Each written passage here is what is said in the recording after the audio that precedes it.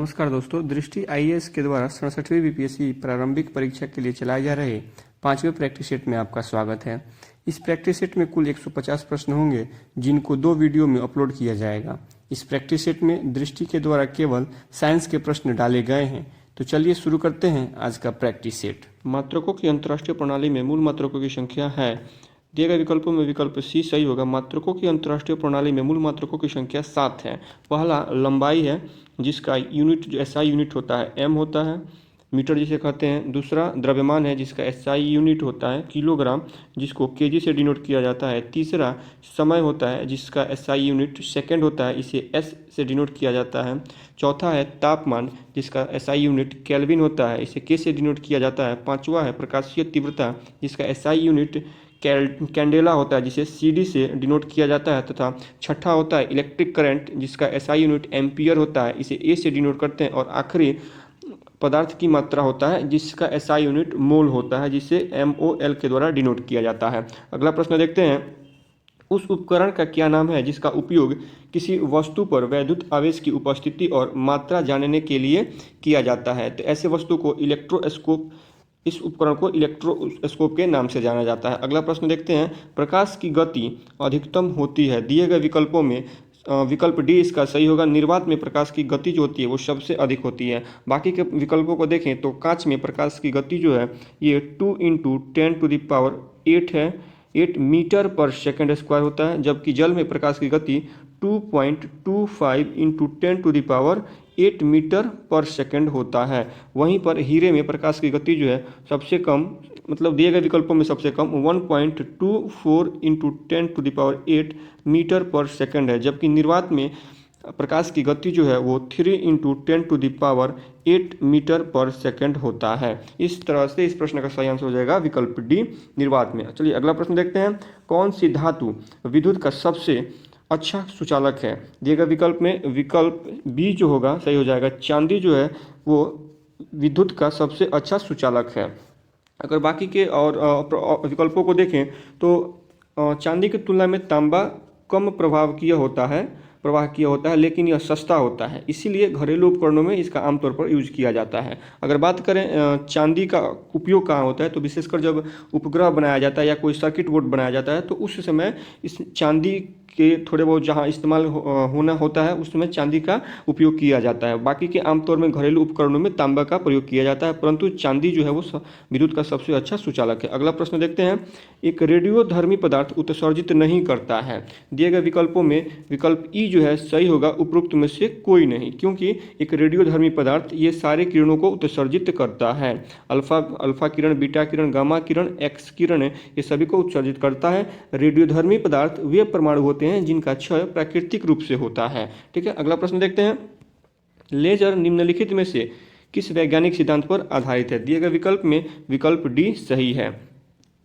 Laser विद्युत चुंबकीय विकिरण को उत्तेजित उत्सर्जन के आधार पर प्रकाशिकी प्रवर्धन एम्प्लीफिकेशन के सिद्धांत पर कार्य करता है। अगर बात करें लेजर का, तो 1957 में लेजर के खोजकर्ता गॉर्डन गोल्ड द्वारा लेजर पद को प्रतिपादित किया गया था। ठीक है, अगला प्रश्न देखते हैं। अगला प्रश्न है। हवाई जहाज में यात्रा के दौरान पेन की स्याही बाहर आने का मुख्य कारण क्या है? दिए गए विकल्प में विकल्प ए और बी सही है। इस प्रकार से इस प्रश्न का सही आंसर हो जाएगा विकल्प ई, उपरोक्त में से एक से अधिक। अब चलिए इस विकल्प ए और बी की सत्यता की जांच करते हैं। जमीन से हवाई जहाज की ऊंचाई, एक पहला तो सही है ये विकल्प बी जो है वायु दाब में कमी, ये तो खैर ठीक है। जो जब हम जैसे जैसे ऊपर जाते हैं वायु दाब में कमी होती है, ये सही है। और ज़मीन से हवाई जहाज की ऊंचाई का क्या रोल होता है स्याही से, इसका देखते हैं, इसको समझते हैं। क्योंकि पेन के अंदर जो मौजूद स्याही होती है उसे पृथ्वी की सतह पर मौजूद वायु दाब के अनुसार भरा जाता है, लेकिन जैसे जैसे हम हवाई जहाज के थ्रू ऊपर जाते हैं तो जो अंदर का स्याही होता है, वो अंदर का जो स्याही होता है, पेन के अंदर का दाब जो होता है वो बाहर से अधिक होने लगता है, और जो वायु दाब जो हवाई जहाज का वायु दाब होता है वो कम होने लगता है। इसीलिए उस वायु दाब को बराबर करने के लिए स्याही बाहर आने लगती है। इसी वजह से स्याही बाहर आने का यही मुख्य कारण होता है कि पेन की स्याही जो है वो बाहर आने लगती है। अगला प्रश्न देखते हैं। अगला प्रश्न है। न्यूट्रॉन के विषय में निम्नलिखित कथनों में से कौन सा या कौन से सही नहीं है? न्यूट्रॉन के विषय में दिए गए विकल्प में एक एक करके पढ़ते हैं इसको। इनमें पूछ रहा कौन सही नहीं है। इनमें इसके साथ जुड़ा हुआ, इसमें इसके साथ जुड़ा हुआ कोई शुद्ध विद्युत आवेश नहीं होता, ये सही है। यह एक परमाणु कण है, ये सही नहीं है, यह एक परमाणु कण नहीं है, यह एक सूक्ष्माणु कण है जो परमाणु नाभिक के प्राथमिक घटकों में से एक है। ठीक है, तो ये क्या है, ये परमाणु नहीं है, परमाणु कण नहीं है, बल्कि ये एक सूक्ष्माणु कण है। तो ये इस प्रश्न का सही आंसर हो जाएगा विकल्प बी। अगला प्रश्न देखते हैं, निम्नलिखित में से कौन रासायनिक परिवर्तन का उदाहरण है? रासायनिक परिवर्तन का दिएगा विकल्प में, विकल्प डी सही है। भोजन का पकना रासायनिक परिवर्तन का उदाहरण है, जबकि बर्फ का पिघलना, जल में चीनी का घुलना और मोम का पिघलना ये भौतिक परिवर्तन के उदाहरण है, भौतिक परिवर्तन के उदाहरण है। ठीक है, अगला प्रश्न देखते हैं। अगला प्रश्न है, भूप्रपटी में पाए जाने वाले तत्वों का सही अवरोही क्रम क्या है? दिएगा विकल्प में, विकल्प ए सही होगा, ऑक्सीजन, एल्युमिनियम, सोडियम और मैग्नीशियम। ये भूप्रपटी में पाए जाने वाले तत्वों के सही अवरोही क्रम है। अगर बात करें ऑक्सीजन की मात्रा का, तो ये भूप्रपटी में 46.6 है, वहीं पे एल्युमिनियम 8.1 है, सोडियम 2.8 है, मैग्नीशियम 2.1 है। अगर कुछ और तत्वों की बात करें तो सिलिकॉन है, और सिलिकॉन की मात्रा 27.7 है, और लोहा, आयरन की मात्रा, इसमें लोहा की मात्रा 5.0 है। ठीक है, तो इस प्रकार से इस प्रश्न का सही आंसर हो जाएगा विकल्प ए। अगला प्रश्न देखते हैं, पटाखों में पीला रंग निम्नलिखित में से किसके कारण होता है? कौन सा रंग? पीला रंग निम्नलिखित में से किसके कारण होता है? तो दिए गए विकल्पों में विकल्प सी सही है, सोडियम नाइट्रेट के कारण पटाखों में पीला रंग होता है। और बाकी के विकल्पों की बात करें तो स्टोंटियम कार्बोनेट के कारण यह ये लाल रंग के पटाखों में इसका उपयोग किया जाता है, या लाल रंग के पटाखे के लिए इसका उपयोग किया जाता है। कैल्शियम क्लोराइड की बात करें तो नारंगी रंग के पटाखे के लिए इसका उपयोग किया जाता है, और ये स्ट्रोंटियम कार्बोनेट लाल रंग के पटाखे के लिए इसका उपयोग किया जाता है। बोरियम क्लोराइड की बात करें तो ये हरे रंग के पटाखे के लिए इसका उपयोग किया जाता है, हरे रंग के पटाखे के लिए। अगला प्रश्न देखते हैं, लॉफिंग गैस का रासायनिक सूत्र क्या है? दिए गए विकल्प में विकल्प बी सही है, N2O लॉफिंग गैस का रासायनिक सूत्र है, और N2O को नाइट्रस ऑक्साइड के रूप में जाना जाता है। यह एक रंगहीन, गैर ज्वलनशील, मीठा स्वाद देने वाली गैस है। अगला प्रश्न देखते हैं, द्रवित पेट्रोलियम गैस किसके संयोजन से बनती है? तो दिए गए विकल्प में विकल्प डी सही है, प्रोपेन और ब्यूटेन के संयोजन से द्रवित पेट्रोलियम गैस बनती है। इसमें अगर बात करें ब्यूटेन का, द्रवित पेट्रोलियम गैस में, तो लगभग ब्यूटेन की मात्रा 70% होती है, जबकि प्रोपेन की मात्रा जो है वो 29% होती है, और बाकी 1% में बाकी अवयव पाए जाते हैं। अगला प्रश्न देखते हैं, यूरिया में निम्नलिखित में से कौन से तत्व पाए जाते हैं? तो दिए गए विकल्प में विकल्प सी सही है, विकल्प सी सही है। और यूरिया की बात करें तो यूरिया यह एक कार्बनिक यौगिक है जिसका रासायनिक सूत्र CO ब्रैकेट NH2 ब्रैकेट बंद *4 ऐसे इसका रासायनिक सूत्र है। अगला प्रश्न देखते हैं, आत्महत्या की थैली पद का प्रयोग किस कोशिकीय अंग के लिए किया जाता है? आत्महत्या की थैली पद का प्रयोग लाइसोसोम के लिए किया जाता है।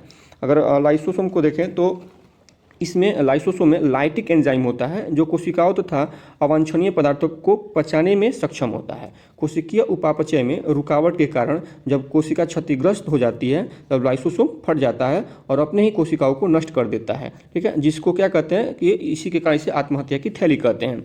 लाइसोसोम का मुख्य कार्य पाचन और अपशिष्ट पदार्थों को मानव शरीर से बाहर निकालना है। पाचन की क्रिया को पूरा करना और अपशिष्ट पदार्थों को मानव शरीर से बाहर निकालना है। अगला प्रश्न देखते हैं, मानव शरीर में गुणसूत्रों के कितने युग्म पाए जाते हैं? मानव शरीर में गुणसूत्रों के विकल्प सी सही होगा, 23 युग्म पाए जाते हैं।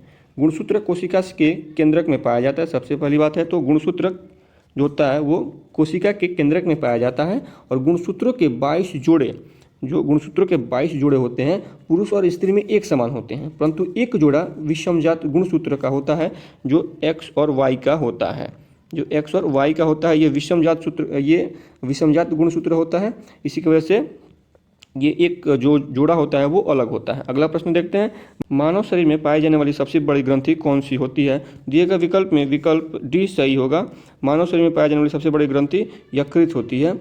यह पेट की दाहिनी ओर स्थित होती है। यकृत जो है प्रोटीन, वसा और कार्बोहाइड्रेट का चयापचय करता है तथा पित्त का उत्पादन एवं श्रावण करता है। अगर और देखें यकृत के बारे में तो यह रक्त को साफ करता है और शुद्ध करता है। यह कोलेस्ट्रॉल, बिलिरुबिन, ड्रग्स और हार्मोन को बाहर निकालने और एंजाइम को सक्रिय करने के लिए उत्तरदायी होता है। तो इस तरह से इस प्रश्न का सही आंसर हो जाएगा विकल्प डी, यकृत। अगला प्रश्न देखते हैं।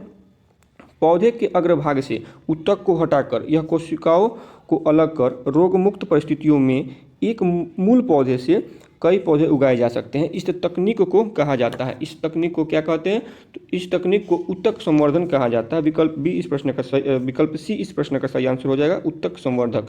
अगला प्रश्न देखते हैं। पृथ्वी पर सबसे पुराना जीव है, दिए गए विकल्पों में विकल्प डी सही है। नील हरित शैवाल पृथ्वी पर सबसे पुराना जीव है। अगर बात करें नील हरित शैवाल की तो यह प्रकाश संश्लेषण के माध्यम से ऊर्जा प्राप्त करता है तथा प्रकाश संश्लेषण के उत्पाद के रूप में ऑक्सीजन उत्पन्न करता है। पृथ्वी पर जीवन को बनाए रखने में यह बड़ी भूमिका निभाते हैं। ठीक है, अगला प्रश्न देखते हैं।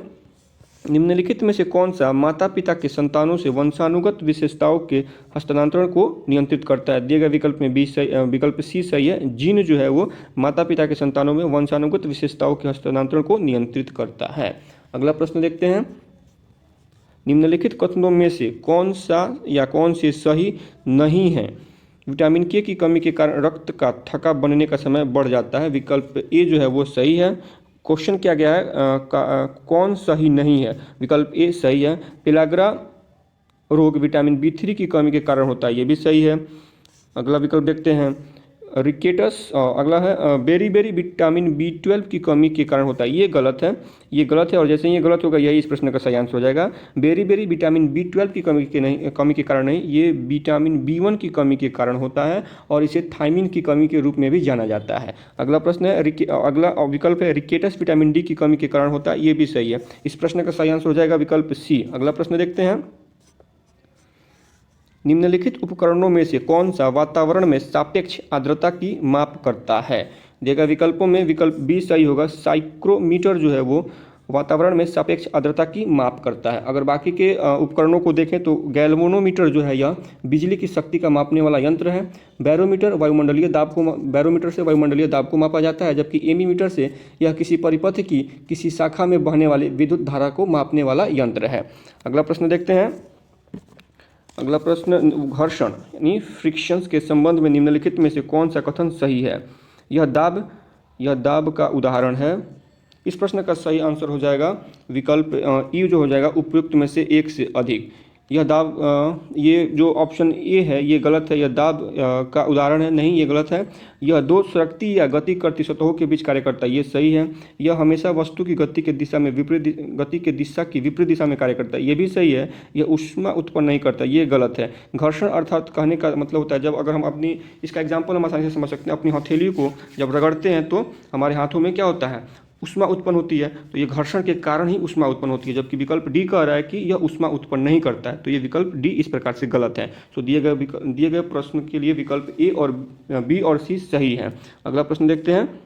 निम्नलिखित में से कौन सा युग्म सही सुमेलित नहीं है? दिए गए विकल्प में कौन सुमेलित है और कौन सुमेलित नहीं है, इसे देखना है। विद्युत धारा का एम्पियर, ये सही है।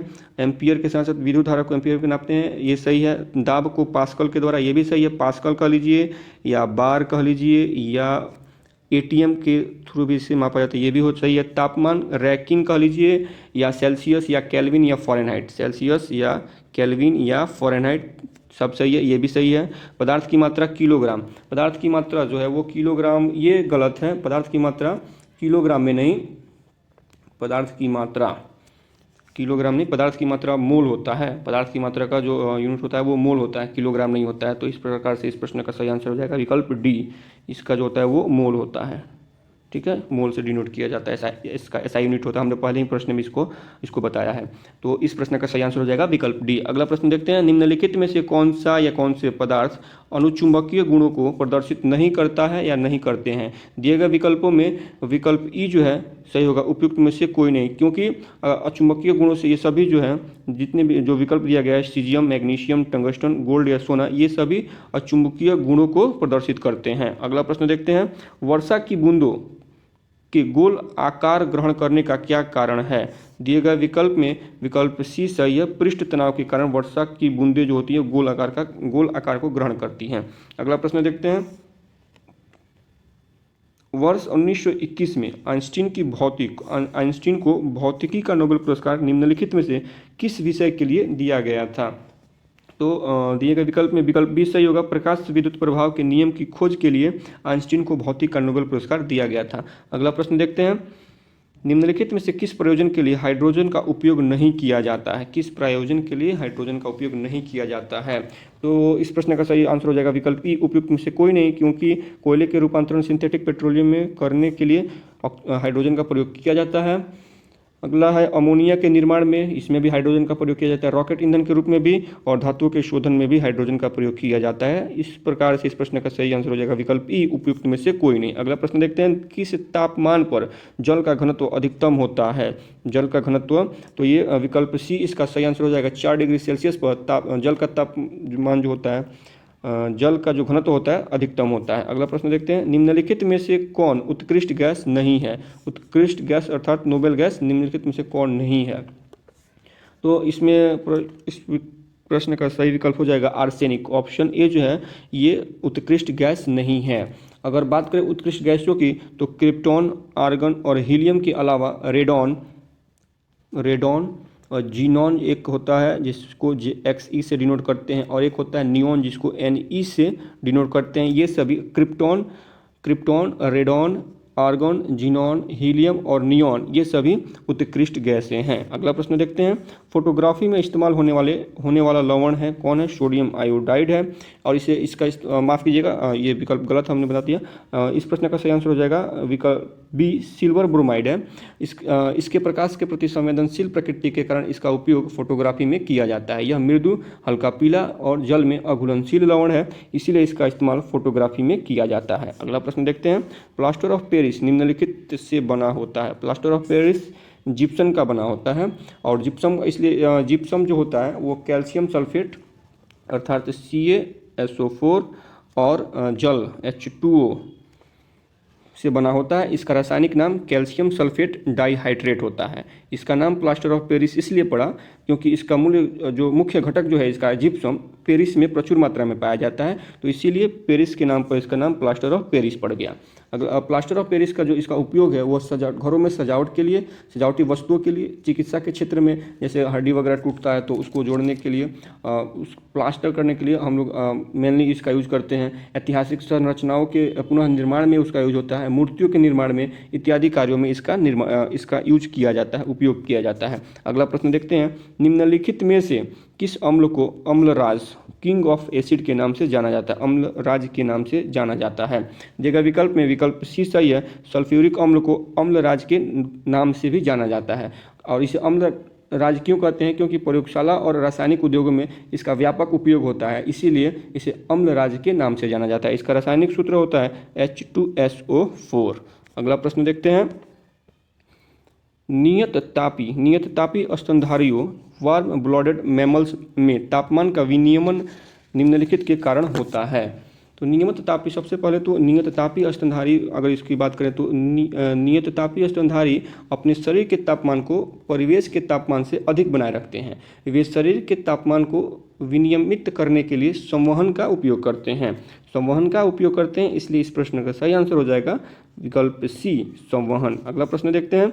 कुनैन दवा का उपयोग निम्नलिखित में से किस रोग के उपचार के लिए किया जाता है? कुनैन दवा का उपयोग तो विकल्प बी सही होगा। मलेरिया के उपचार के लिए कुनैन दवा का प्रयोग किया जाता है। और कुनैन की बात करें तो कुनैन सिनकोना पेड़ की छाल से निकाला जाता है, जो एक आवृत्तिबीजी पादप है। इसका उपयोग गठिया और प्रजनन संबंधी रोगों के उपचार में भी किया जाता है। अगला प्रश्न देखते हैं। आधुनिक अनुवांशिक का जनक किसे कहा जाता है? मॉडर्न जेनेटिक्स का जनक किसे कहा जाता है? दिए गए विकल्प में विकल्प सी सही है। ग्रेगर जॉन मेंडल को आधुनिक अनुवांशिकी का जनक कहा जाता है। अगला प्रश्न देखते हैं। मानव रक्त किस प्रक्रिया से शुद्ध होता है? मानव रक्त डायलिसिस की प्रक्रिया से शुद्ध होता है। अगर बात करें डायलिसिस की, डायलिसिस है क्या? तो जब गुर्दे जैसे हम जानते हैं हमारे शरीर का जो गुर्दा होता है वो क्या करता है, उसका जो मुख्य कार्य होता है वो अपशिष्ट और अतिरिक्त तरल पदार्थ को निकालकर रक्त को फिल्टर करता है।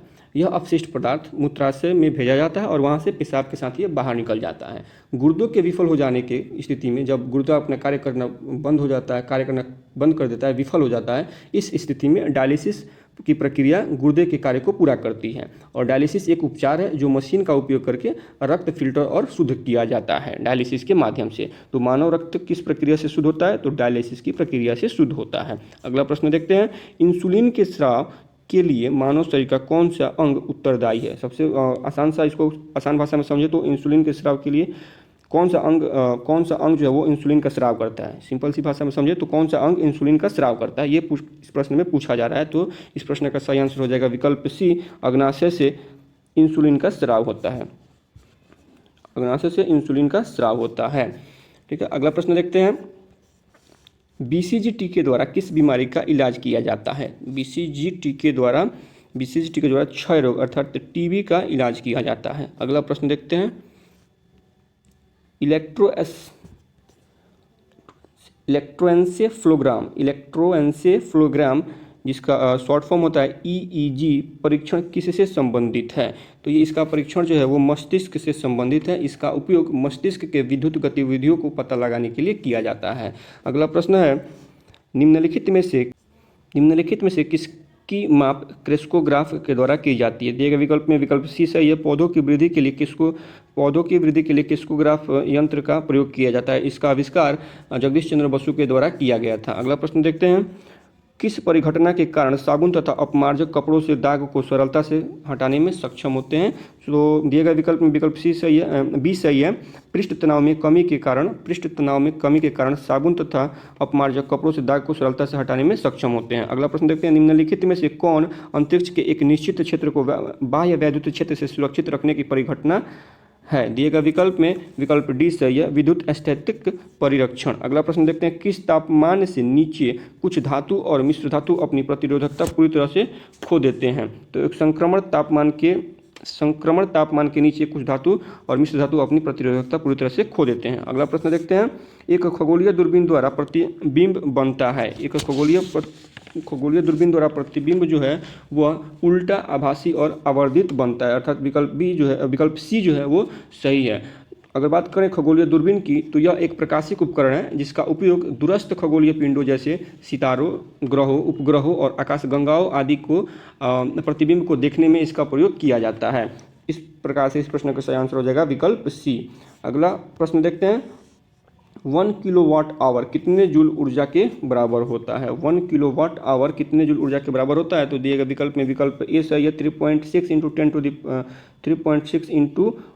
106 जूल के बराबर है। अगला प्रश्न देखते हैं, किसी धातु को अमलगम कहे जाने के लिए कौन सी घटक आवश्यक है। अमलगम कहे जाने के लिए पारा अर्थात या पारद का होना आवश्यक है। अगर बात करें अमलगम का तो ऐसा मिश्र धातु जिसका एक घटक पारा होता है उसे अमलगम कहा जाता है। इसीलिए अगर किसी धातु को अमलगम कहना है तो उसमें एक पारा का होना आवश्यक है। अगला प्रश्न देखते हैं, कौन सा अम्ल नेत्रधावन का घटक है। नेत्रधावन का अर्थ है नेत्र की साफ सफाई से।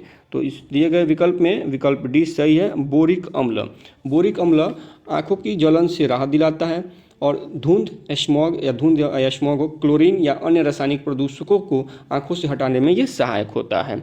अगला प्रश्न देखते हैं, भारत में निम्नलिखित में से किस या किन विषैले रसायनों पर प्रतिबंध लगाया गया है जो शरीर के कुछ हार्मोन की नकल करता या करते हैं और कैंसर की प्रगति को सक्रिय करता है। दिए गए विकल्प में विकल्प बी जो है बिस्फेनॉल ए, इसका शॉर्ट फॉर्म BPA होता है, बिस्फेनॉल ए के नाम से जाना जाता है। ठीक है, और यह एक ऐसा हार्मोन्स होता है जो कैंसर की प्रगति को सक्रिय तो करता ही है, साथ ही साथ यह प्रजनन तंत्र के विकास को भी बाधित करता है और इसे नकल हार्मोन्स के नाम से भी जाना जाता है। अगला प्रश्न देखते हैं, हीलियम के नाभिक के घटक कौन से हैं। हीलियम के नाभिक के घटक कौन से हैं।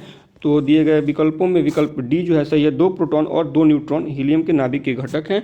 और बात करें हीलियम की तो इसका नाभिक एक अल्फा कण के समान होता है और इसमें 2 प्रोटॉन और 2 न्यूट्रॉन होते हैं।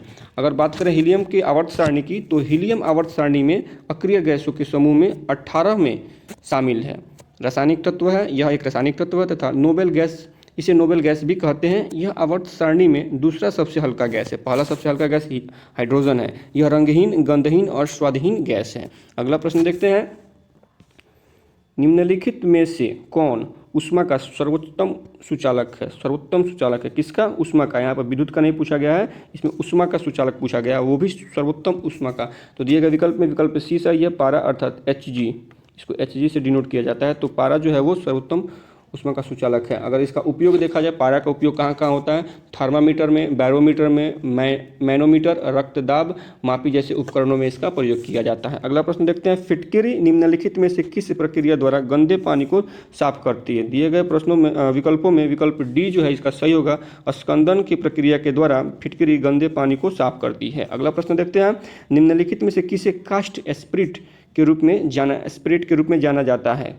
देगा विकल्प में विकल्प ए सही है। मेथिल अल्कोहल को कास्ट स्पिरिट के रूप में जाना जाता है। अगला प्रश्न देखते हैं, जेल वैद्युत कण संचलन तकनीक का उपयोग किया जाता है किस? दिए गए विकल्प में विकल्प बी सही है। डीएनए खंड के पृथक्करण एवं विलगन में जेल वैद्युत कण संचलन तकनीक का उपयोग किया जाता है। अगला प्रश्न देखते हैं, कोशिका की खोज की थी? कोशिका की खोज किसने की थी?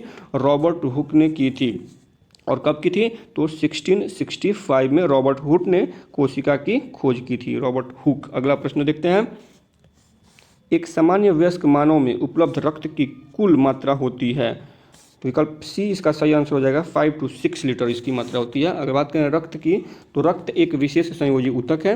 रक्त का एक भाग, अगर हम इसको रक्त का जो इमेज होता है, प्लेटलेट्स वगैरह का इमेज होता है, तो ऐसे अगर इसका इमेज होता है तो इसमें आधा जो भाग होता है रक्त का, आधा भाग में आरबीसी लाल रक्त कोशिका, डब्ल्यूबीसी श्वेत रक्त कोशिका और प्लेटलेट्स होते हैं। और आधा भाग में डब्ल्यूबीसी, आरबीसी और प्लेटलेट्स होते हैं। बाकी का जो आधा भाग होता है इसमें जल, लवण और प्रोटीन से बना यह भाग होता है। और यह तरल होता है, जबकि ये वाला भाग जो होता है वो तरल नहीं होता है। ये वाला भाग जो होता है ये तरल होता है, जिसमें जल होता है, खनिज होता है, प्रोटीन होता है, लवण होता है। ये क्या होता है? ये तरल रूप में पाया जाता है। ठीक है, इस प्रश्न का सही आंसर हो जाएगा विकल्प सी, 5 से 6 लीटर। अगला प्रश्न देखते हैं, दिए गए हार्मोन में कौन सा एक पादप हार्मोन नहीं है?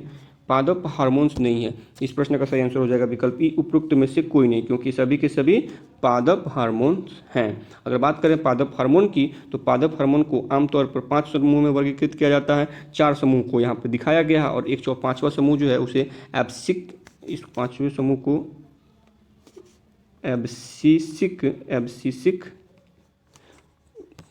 पांचवें समूह को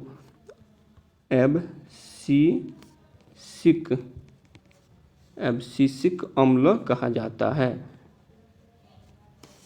5वें समूह को एब्सिसिक अम्ल कहा जाता है और 4 समूह यहाँ पे दिया गया है। 5वां एब्सिसिक अम्ल हो गया। इस प्रकार से इस प्रश्न का सही आंसर हो जाएगा विकल्प ई, उपरोक्त में से कोई नहीं। अगला प्रश्न देखते हैं, पत्तियों द्वारा तैयार भोजन को पौधों के विभिन्न भागों में संवहन के लिए उत्तरदायी पादप ऊतक है। दिए गए विकल्पों में विकल्प बी सही होगा। फ्लोएम जो है पौधों में पाया जाने वाला एक ऊतक होता है जो पत्तियों में बने खाद्य पदार्थों को पौधों के अन्य सभी भागों तक पहुंचाता है। इस प्रकार से इस प्रश्न का सही आंसर हो जाएगा विकल्प बी, फ्लोएम। अगला प्रश्न देखते हैं, फलों का स्वाद मीठा होता है? फलों का स्वाद मीठा होता है।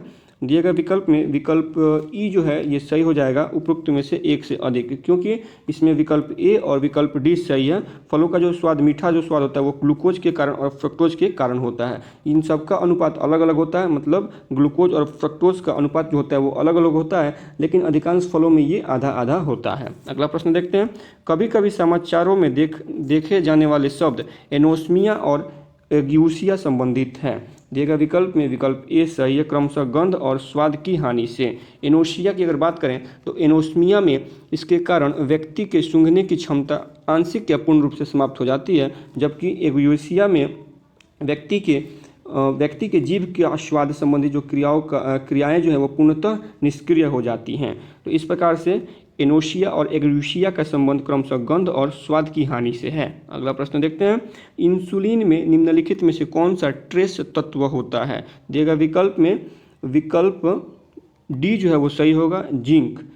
और बात करें इंसुलिन की, तो इंसुलिन का निर्माण अग्नाशय में होता है और ग्लूकोज को, इंसुलिन जो होता है ग्लूकोज को स्टोर करने का कार्य भी करता है तथा रक्त शर्करा यानी ब्लड शुगर को संतुलित रखने में मदद करता है। अगला प्रश्न देखते हैं, निम्नलिखित में से किसकी माप आवेग के समान ही होती है? दिए गए विकल्पों में विकल्प बी सही है। संवेग का जो माप होता है वह आवेग के समान ही होता है। अगला प्रश्न देखते हैं, तापमान में वृद्धि के परिणाम स्वरूप एक आर्गन पाइप से निकलने वाली ध्वनि की आवृत्ति में क्या होता है? आवृत्ति में दिए गए विकल्प में वृद्धि होता है, क्योंकि तापमान में वृद्धि के कारण ध्वनि की तीव्रता में वृद्धि होती है और ऐसा तापमान में हुए वृद्धि की वजह से आवृत्ति में हुई वृद्धि के कारण होता है। अगला प्रश्न देखते हैं, निम्नलिखित में से किन स्थितियों में मिश्रित आवृत्तियाँ उत्पन्न होती है? दिए गए विकल्प में विकल्प जो सी है वो विकल्प इसका सी सही होगा।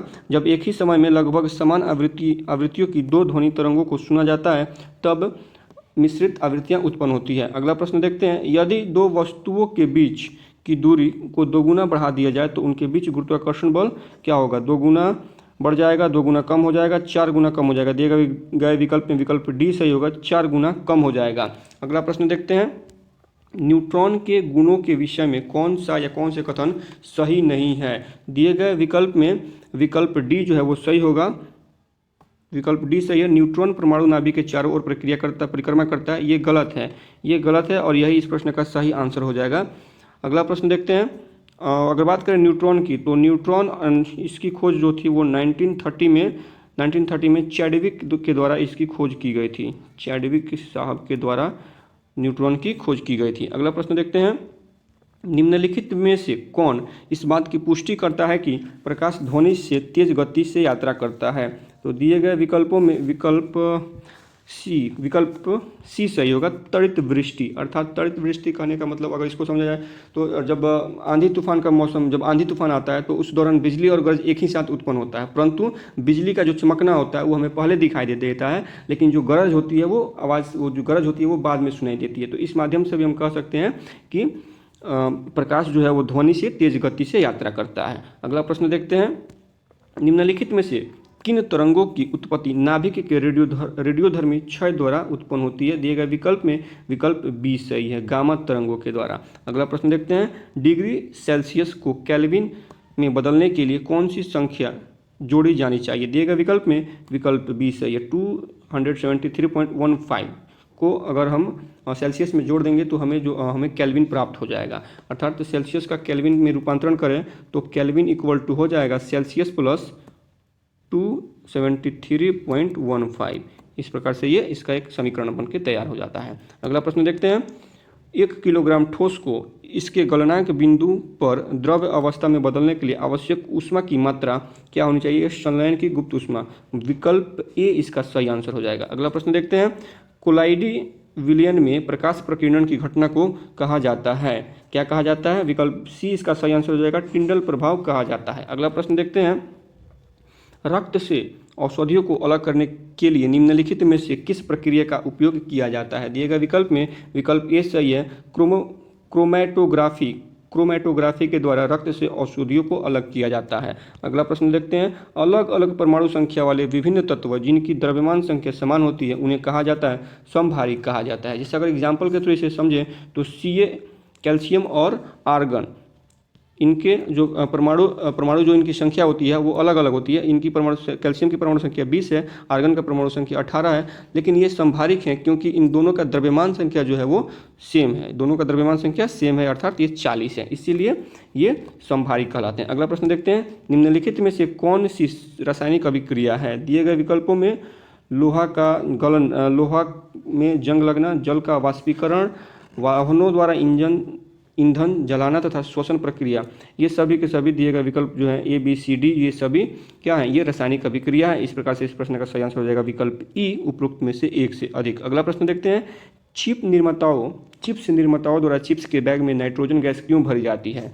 क्योंकि ऑक्सीकरण प्रक्रिया को रोकने के लिए। विकल्प सी जो है वो सही होगा, यहाँ पे ऑक्सीडाइज और बासी होने से बचाने के लिए भी नाइट्रोजन गैस का गैस को चिप्स के बैग में भरा जाता है। अगला प्रश्न देखते हैं, निम्नलिखित में से कौन कार्बोहाइड्रेट का उदाहरण नहीं है? तो दिए गए विकल्प में विकल्प 20 सही होगा।